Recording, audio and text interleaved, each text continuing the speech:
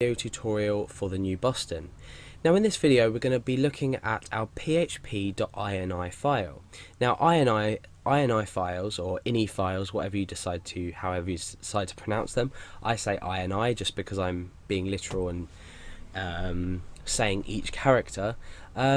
Is basically a configuration file. So you know that as soon as we see the file php.ini, we automatically know that this is a PHP configuration file. Now, what is our configuration file, our PHP configuration file, and where can we find it? Now, I've opened my text editor here, so I can open this file and we can have a look through at some of the features inside it and how we can change things about our PHP installation.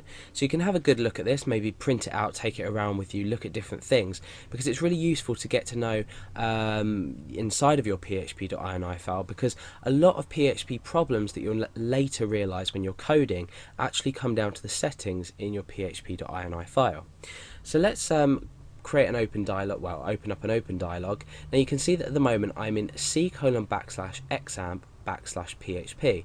Now this is because I'm running an examp package. You can see here I've got my examp control panel open, and I've got Apache MySQL running, blah blah blah. This is just my package that I've installed that contains Apache along with PHP installed with Apache. So this is our folder with PHP, and it's got all the information and the runtime DLLs about with regards to our PHP installation. Now obviously the file we want is, let's just find it, it would be here, is php.ini.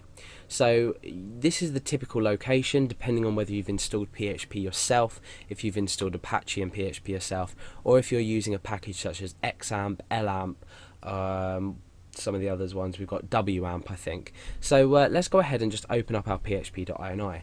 Now obviously if you are having trouble finding this, you can just do a local search on your computer. Just make sure it looks like it's in a sort of relative location to your local web server. Okay, so when we open up this file, you notice that we have a warning and a bit about php.ini. Now this is very important. By default, PHP installs itself with a configuration suitable for development purposes and not for production purposes. Now what this means is the default installation php.ini is not suitable for when you were to, if you were to say, okay, so I've got a local web server on my computer, here's my IP address, you can see what pages I'm running. Always, always, always, when you want to show people or release PHP files or a project that you've created, always upload it to a paid hosting or a free hosting, but some kind of commercial hosting website. Because what you don't want is, you don't want to have the inexperience of not setting this file up properly and you suffering for that. So there's lots of security aspects that when we enable settings and disable settings in this php.ini file, we tend to find that we're allowing ourselves vulnerability. So we can go down, you can see the standard syntax in here is that we've got the semicolon as end of a line. So, well, as a comment in this purpose. So you can see that we've got loads of semicolons here that are basically just commenting this out. So this won't be processed by PHP. So let's go down and find a setting. Okay, so you can see that things like engine on is not commented out. So these are settings that are currently in use and that you can modify. So let's go down and find something that we might change. Okay, so you've got things like zlib.output compression off. You've got a quite a descriptive description up here, quite an extensive description of what it does, as you do with most settings. So you'll find that a lot of this file is actually description. So we're not going to change any settings now, we'll leave that till later when we need to. We're going to talk about things like error handling and how we can change this inside our php.ini file. Just one more note is when you make a modification to php.ini, if you were to say print this out and go through and read it, and you might get to a stage in your programming where you know that you want to change a value.